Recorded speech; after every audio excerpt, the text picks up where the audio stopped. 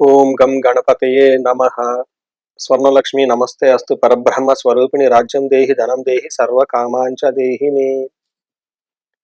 ఈ రాశి వారికి ప్రతి ఒక్కరికి గణపతి యొక్క కృపా కటాక్షం సిద్ధించాలని, మంచి బుద్ధి తెలివితేటలు రావాలని, కలగాలని, అదే విధంగా స్వర్ణలక్ష్మి కృపచేత విశేషంగా ప్రతి ఒక్కళ్ళకి ధనము రావాలి, రాజ్యం కావాలి.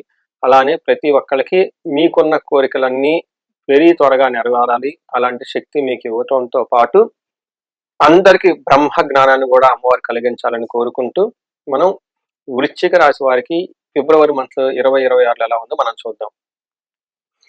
ఫస్ట్ వృశ్చిక రాశి చూసుకుంటే ఇందులో విశాఖ 4వ పాదం, అనురాధ 1, 2, 3, 4 పాదాలు, జ్యేష్ఠ 1, 2, 3, 4 పాదాలు అంతా ఇందులో ఉంటుంది. పేరు బలం ప్రకారం మనం చూసుకుంటే తో, నా, నీ, నో, యా, ఈ, యు అనే లెటర్స్ కూడా ఇందులో ఉంటుంది. మనం ఫిబ్రవరి మంత్ లో చూసుకుంటే గ్రహాలు 4 మారుతూ ఉన్నది. ఫస్ట్ బుధుడు 3వ తారీఖు, శుక్రుడు 6వ తారీఖు, 13వ తారీఖు సూర్యుడు అండ్ 23వ తారీఖు కుజుడు మారుతున్నారు. ఈ గ్రహాలు మారడంతో పాటు ఈ రాశి వాళ్ళకి ఓవరాల్ గా చూసుకుంటే చాలా బాగుంది. మంచి మంత్ లోకి వీళ్ళు ఎంటర్ అవుతున్నారు ఫిబ్రవరి మంత్ అని గమనించుకోవాలి. జనరల్ గా ఈ రాశి వాళ్ళు ఎక్కువ మంది వృత్తిలో అంత అనుకూలంగా లేకుండా, సాటిస్ఫాక్షన్ లేకుండా ఇబ్బందులు పడుతూ ఉన్నారు. అయితే జూన్ తర్వాత వీళ్ళందరికీ బాగుంటుంది. ఫిబ్రవరిలో కూడాను ఈ రాశి వాళ్ళకి చాలా బాగుంటుంది. మనం మహర్షులు ఏం చెప్తారంటే సూక్ష్మ గోచారం, లఘు గోచారం ప్రకారం గమనించుకుంటే వీళ్ళకి అవమానాలు చేయాలని చాలా మంది ట్రై చేస్తారు, కానీ అవమానాలు అయితే వీళ్ళని ఏమీ చేయలేరు. ధన ప్రాప్తి ఉంటుంది. తర్వాత సుఖృత అభివృద్ధి, ఫ్రెండ్స్ తోటి మంచి సపోర్ట్ తీసుకొని జీవితంలో చాలా ప్రాస్పరస్ గా ఉండి అభివృద్ధితో కలిగి ఉంటారని మీరు గమనించుకోవాలి. మీరు ఒక్కొక్క గ్రహం చూసుకుంటూ ఉంటే సూర్యుడు 4వ ఇంట్లో ఉండి 10th హౌస్ నుంచి చూడటంతో జాబ్ లో ప్రమోషన్స్ రావటం, కొత్తగా ఆపర్చునిటీస్ రావటం, కొత్తగా అచీవ్మెంట్ వచ్చే అవకాశం ఎక్కువగా ఉంటుంది. ఇంటికి సంబంధించిన వ్యవహారాలలో వీళ్ళకి కొంచెం ప్రాబ్లం గా ఉంటుంది. మహర్షులు ఏం చెప్తారంటే అంతఃక్లేశ గృహ ఛద్రం సౌఖ్యం మహాని ప్రయాణ విఘ్నమాప్నోతి చతుర్థే రవి సంయుతే అంటారు. 4వ స్థానంలో సూర్యుడు ఉండటం వల్ల ప్రయాణాలు చేసే అందులో ఆటంకాలు వచ్చే అవకాశం ఎక్కువగా ఉంటుంది. తర్వాత టయానికి భోజనం చేయకుండా ఇంటికి సంబంధించిన వ్యవహారాల్లో కొంచెం మానసికంగా ఆందోళన చెందే విధంగా ఉంటాయని గమనించుకోవాలి. నెక్స్ట్ కుజుడు వీళ్ళకి 3వ స్థానంలో ఉండి విశేషమైన యోగ్యతను ఇస్తూ ఉన్నారని గమనించాలి. చాలా మంచి యోగ్యతను తీసుకొని వస్తూ ఉన్నారు.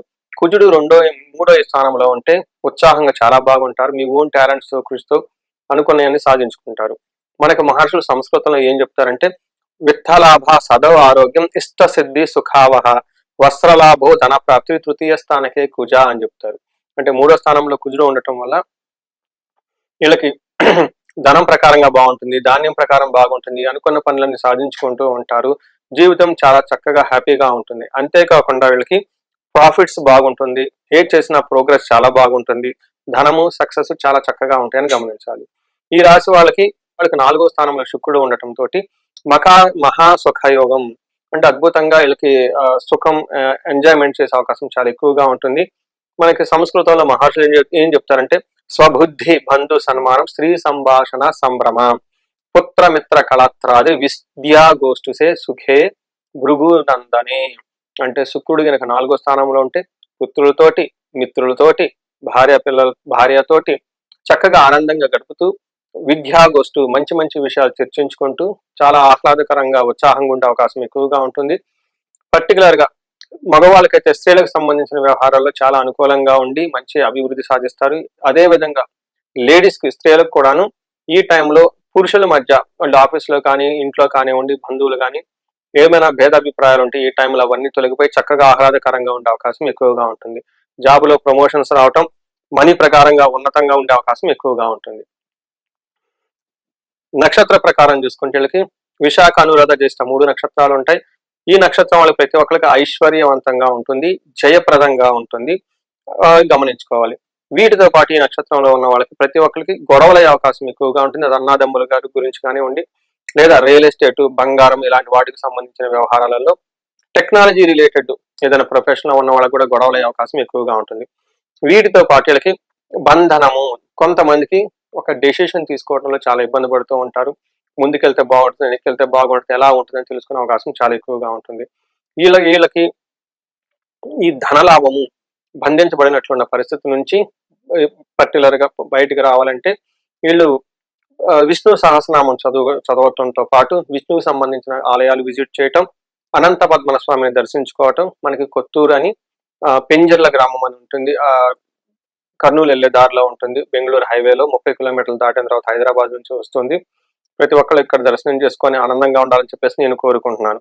ఈ రాశి వాళ్ళకి సహజంగా అన్ని విషయాలు చాలా బాగుంది కాబట్టి ఎవరికైనా సరే ఈ రాశి వాళ్ళకి ఉద్యోగంలో చాలా చక్కగా రాణించడానికి, ఈ ఉద్యోగాలలో ఏమైనా గనక ఆటుపోట్లు ఉంటే, ప్రతికూలంగా ఉంటే వాటి నుంచి బయటపడటానికి వీళ్ళుగా ఆదిత్య హృదయ స్తోత్రం చదవటము, వీటితో పాటు వీళ్ళు భార్యాభర్తల మధ్య ఏమైనా భేదాభిప్రాయాలు ఉంటే అవన్నీ తొలగిపోవడానికి అన్యోన్య దాంపత్య పాశుపత అభిషేకం చేసుకోవటం, విశ్వావసు గంధర్వరాజ హోమం చేసుకోవటం, ఇన్ కేసు ఎవరికైనా సరే లీగల్ ప్రాబ్లమ్స్, లీగల్ లిటిగేషన్స్ ఇవన్నీ ఉంటే చండీ హోమం, చండీ పారాయణం చేసుకుంటూ పాటుగా ఈ రాశిలో ఉన్న ప్రతి ఒక్కరు విద్యానికి సంబంధించి, ఎడ్యుకేషన్కి సంబంధించి ఎవరైనా గనక ఎక్కువగా ఉత్తమ ర్యాంకులు రావాలని, అనుకున్న వాటిల్లో గ్రేడ్స్ మంచిగా రావాలని, ర్యాంక్స్ బాగా రావాలని చదువుకొని, లేదంటే కొంతమంది అకాడమిక్స్ చాలా పూర్గా ఉన్న వాళ్ళకి ఈ విద్యకు సంబంధించిన శక్తి వాళ్ళకి పెరగటానికి, బుద్ధి వికసించడానికి, జ్ఞానం రావటానికి మేధా దక్షిణామూర్తి హోమము, లేదా హయగ్రీవుకి సంబంధించిన హోమము, లేదా నీలా సరస్వతి అమ్మవారికి సంబంధించిన హోమము,